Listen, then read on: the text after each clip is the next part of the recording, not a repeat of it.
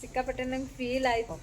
ಎಷ್ಟು ಗುಡುಗು ಸುಮ್ಮು ಅಂದ್ರೆ ನನ್ನ ಮಕ್ಕಳು ಎಷ್ಟು ಕೆಲಸ ಮಾಡಿದಾರತೈತಿ, ಮಳೆ ಮಾಡಾಗೈತೆ ಅಂತ. ಹಾಯ್ ಹಲೋ ನಮಸ್ಕಾರ friends, welcome back to our channel. Friends ಬರ್ರಿ ಇವತ್ತಿನ ಬ್ಲಾಗನ್ನು ಶುರು ಮಾಡಣ್ರಿ. ಎಲ್ಲರೂ ಹೆಂಗದಿರಿ, ಆರಾಮಿದ್ದೀರಾ ಅಂತ ಅಂದ್ಕೊಂಡಿದ್ದೀನಿ ರೀ. ನಾನಂತರೂ ಸೂಪರ್ ಆಗಿದ್ದೀನಿ. ಸೊ ನೋಡ್ರಿ ಫ್ರೆಂಡ್ಸ್, ಇವತ್ತಂತೂ ನಮ್ಮ ಊರಾಗ ಸಿಕ್ಕಾಪಟ್ಟೆ ಮಳೆ ರೀ. ಮಳೆ ಬಂದು ನೋಡ್ಬಾರ್ದ್ರೆ ಇದು ಕೂಡ ಮಿಂಚಾಕತ್ತೈತಿ.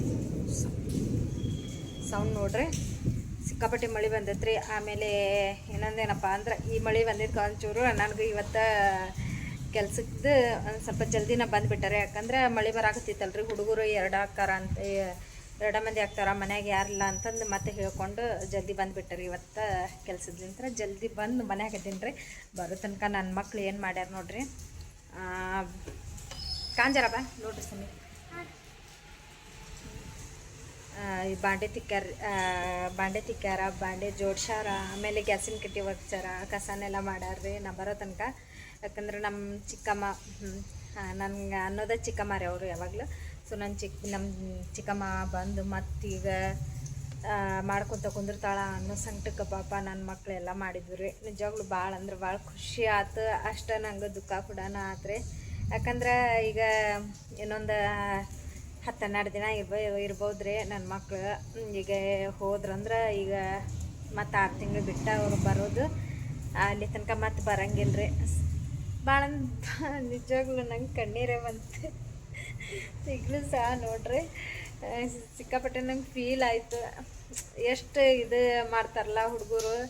ಇವತ್ತು ಸ್ವಲ್ಪ ಇಲ್ಲಿಗೆ ನಾನು ಕೆಲ್ಸದ್ಲಿಂದ ನಾನು ಇದೆಲ್ಲ ಕೆಲಸ ಮುಗಿಸ್ಕೋಬೇಕ್ರಿ. ನಾನು ಅಲ್ಲಿ ಮಠ ಅಂತರೂ ನಾನು ಮನೆಗೆ ಬರೋಂಗೇ ಇಲ್ಲ. ಯಾಕಂದ್ರೆ ಕೆಲ್ಸದ ಮನೆಗೆ ಹೋಗಿರ್ತೀನಿ, ಅಲ್ಲಿ ಹೆಚ್ಚು ಕಮ್ಮಿ ಆಗ್ತಿರ್ತೈತಿ. ಇವತ್ತೇನೋ ಸ್ವಲ್ಪ ಮಳೆ ಬಂದಿದ್ದಕ್ಕೆ ಭಾಳ ಮಿಂಚಾಗತ್ತೈತಿ. ಆಮೇಲೆ ಎಷ್ಟು ಗುಡುಗು ಏನರಪ್ಪ ಗುಡುಗು ಸೀಡ್ಲಿ ಗುಡುಗು ಅಂತಾರಲ್ರಿ, ಅದನ್ನೆಲ್ಲ ಸಿಕ್ಕಾಪಟ್ಟೆ ಇದಾಗತ್ತಿತ್ತು. ಅದ್ರ ಸಂಬಂಧ ಮತ್ತೆ ಹೇಳಕಾಶಿ ಮತ್ತು ಬಂದೆ ರೀ. ಅಂದ್ರೆ ನಾನು ಯಾಕೆ ಕೇಳಕಾಶಿ ಬಂದೆಪ್ಪ ಅಂದ್ರೆ, ಕೆಲಸ ಇದ್ದರೆ ಕೆಲ್ಸದ ಮನೆ ಅಂತಾವಲ್ರಿ.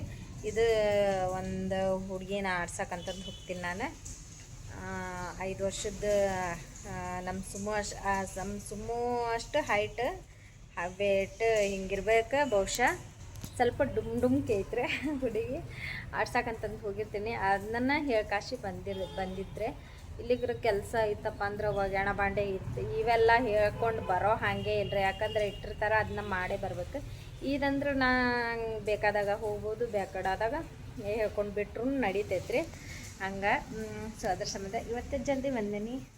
ಬರೋ ತನಕ ಅಂದ್ರೆ ನನ್ನ ಮಕ್ಕಳು ಇಷ್ಟು ಕೆಲಸ ಮಾಡಿದಾರ್ರಿ, ಭಾಳ ಫೀಲ್ ಆಯಿತು. ಆದರೂ ಏನು ನೋಡ್ರಿ, ಇಂಥ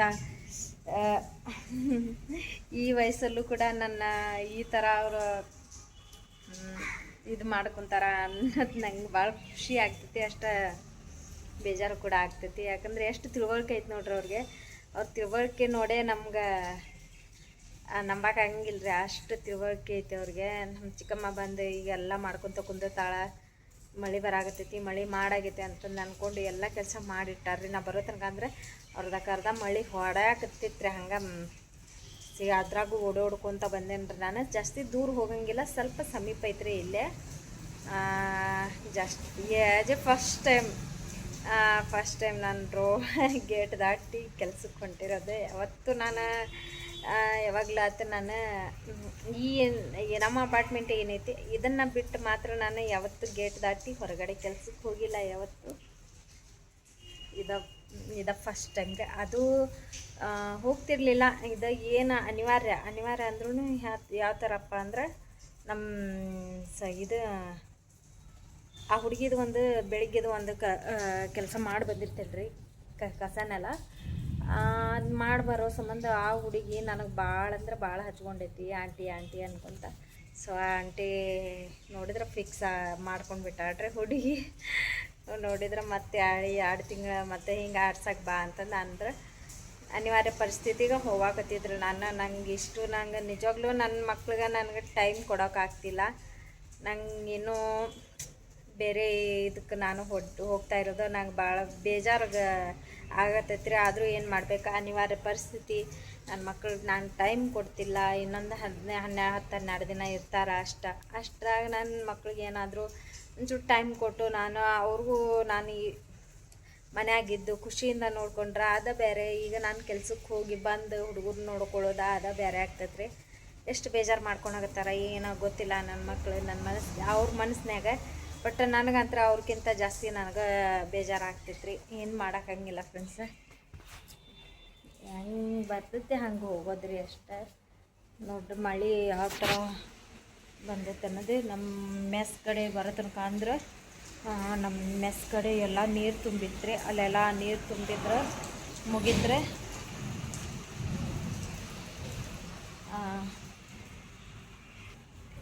ಮತ್ತು ಮೋಟ್ರ್ ಹಚ್ಚಿ ನೀರು ತೆಗಿಬೇಕ್ರಿ. ಆ ಥರ ಆಗ್ತೈತಿ ನೀರು.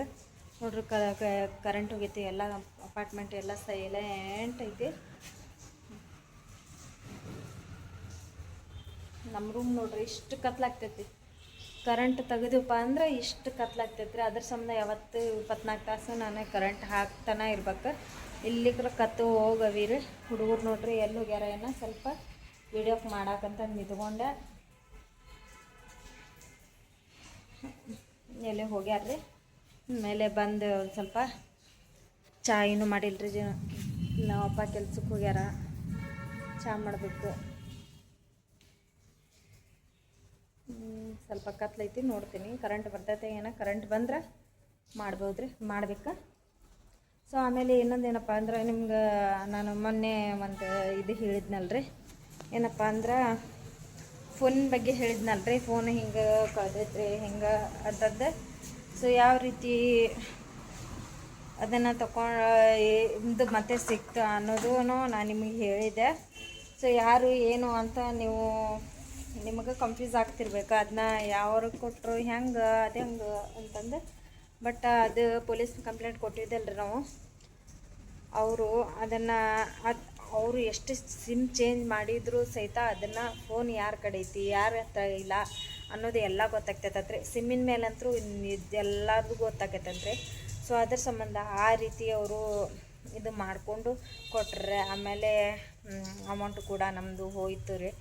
ಸೊ ನಾವು ಕಂಪ್ಲೇಂಟ್ ಕೊಟ್ಟಿವಪ್ಪ ಅಂದ್ರೆ ನಮ್ಮ ಅಮೌಂಟು ಒಂದು ಸ್ವಲ್ಪ ಅವ್ರು ಕೊಟ್ಟು ಇದು ಮಾಡಿಸ್ಕೋಬೇಕ್ರಿ ನಾವು. ಇಲ್ಲಾಂದ್ರೆ ಅವರು ಮಾಡೋಂಗಿಲ್ಲ. ಯಾರ ಹತ್ರ ಒಂದು ಸ್ವಲ್ಪ ಮೈ ಮೇಲೆ ತೊಗೊಂಡು ಮಾಡ್ಬೇಕಪ್ಪ. ನಾನು ಇಷ್ಟಾಗಿ ರಿಸ್ಕ್ ತೊಗೊಂಡಪ್ಪ ಅಂದ್ರೆ ನಂದು ಹೊಸ ಫೋನ್ ರೀ. ಇದು ಹೊಸ ಫೋನ ನನಗೆ ಕಳೆದು ಹೋಗೈತಪ್ಪ ಅಂದ್ರೆ ಯಾರಿಗೆ ತಾನೇ ಬೇಜಾರಾಗಂಗಿಲ್ಲ ರೀ. ಯಾರು ಸುಮ್ಮನೆ ಇರ್ತಾರೆ ರೀ ಹೊಸ ಫೋನ್ ಕಳೆದು ಹೋಗೈತಪ್ಪ ಅಂದ್ರೆ.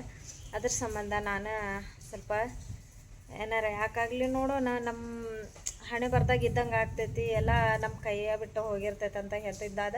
ನೋಡೋಣ, ಇದು ಒಂದು ಟ್ರೈ ಮಾಡಿ ನೋಡೋಣ. ಪೊಲೀಸ್ ಕಂಪ್ಲೇಂಟ್ ಕೊಟ್ಟು ಹೆಂಗಿದ್ರು ನಾವು ಪೊಲೀಸರಿಗೆ ಹೇಳಿದ್ವಲ್ಲ ಅಂತಂದು ನಾನು ಒಂದು ಸ್ವಲ್ಪ ರಿಕ್ವೆಸ್ಟ್ ಮಾಡಿಕೊಂಡೆ ಸರ್ಗೆ. ಹಿಂಗೆ ಸರ್ ಮತ್ತೆ ನಂಗೆ ಮತ್ತೆ ಫೋನ್ ಸಿಗೋ ಹಂಗೆ ಆಗುತ್ತಾ ಏನಿಲ್ವ ಅಂತಂದೆ. ಇಲ್ಲಮ್ಮ, ಫೋನಿನ ಬಿಲ್ ಇತ್ತಪ್ಪ ಅಂದ್ರೆ ನಿಮ್ಮದು ಫೋನ್ ಸಿಗ್ತೈತಿ.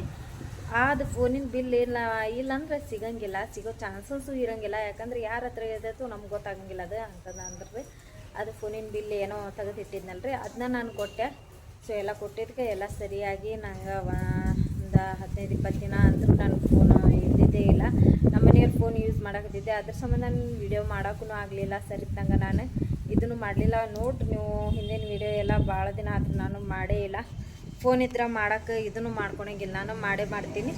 ಸೊ ಈಗ ಒಂದು ಸ್ವಲ್ಪ ಬ್ಯುಸಿ ಇದ್ದೀನಿ ಅಂತಪ್ಪ ಅಂದ್ರೆ ಯಾರಿಗೂ ರೆಸ್ಪಾನ್ಸ್ ಮಾಡ್ತಿಲ್ಲ ಅಂತಂದು ಯಾರು ಬೇಜಾರು ಮಾಡ್ಕೋಬೇಡ್ರಿ. ಮಾಡ್ತೀನಿ. ಯಾರು ನೋಡು ಮತ್ತು ಈ ಥರ ಏನು ರಿಪ್ಲೈನ ಮಾಡ್ತಿಲ್ಲ ಏನಿಲ್ಲ, ಅಷ್ಟು ಮಾತಾಡಿದ್ರು ಅಂತಂದು ಇದು ಮಾಡ್ಕೋಬೇಡ್ರಿ ಫ್ರೆಂಡ್ಸ. ಯಾವತ್ತೂ ನಾವು ಇದು ಮಾಡ್ಕೊಳಂಗಿಲ್ಲ. ನನ್ನ ಅನಿವಾರ್ಯ ಪರಿಸ್ಥಿತಿ ಹಾಗಿರೋ ಸಂಬಂಧ ನಾನು ಯಾರಿಗೂ ರಿಪ್ಲೈ ಕೊಡೋಕ್ಕೂ ಆಗಲಿಲ್ಲ. ಮತ್ತು ನಾನು ಹೊಸ ಸಿಮ್ ತೊಗೊಂಡು ಮತ್ತೆ ಅದರಿಂದನೇ ಇದು ಮಾಡಿಕೊಂಡೆ. ಯಾಕಂದ್ರೆ ನನ್ನ ಸಿಮ್ ಯಾಕೆ ತೊಗೊಂಡಪ್ಪ ಅಂದ್ರೆ ಅದನ್ನು ಹೋಗಲಿ ಬಿಡಪ್ಪ ಅಂತಂದು ತಲೆ ಕೆಡಿಸ್ಕೊತಿರ್ಲಿಲ್ಲ ರೀ. ನನ್ನ ಡಾಕ್ಯುಮೆಂಟ್ಸಿಂದ ಎಲ್ಲ ಪ್ರೂಫ್ ಆಗಲಿ, ನಂದು ಪ್ರತಿಯೊಂದು ನಂದು ಊರಾಗಿಂದ ಎಲ್ಲ ಇದಾಗಲಿ ರೀ. ನನ್ನ ಒಂದು ಸಿಮ್ನಾಗ ಇರೋದ್ರಿ.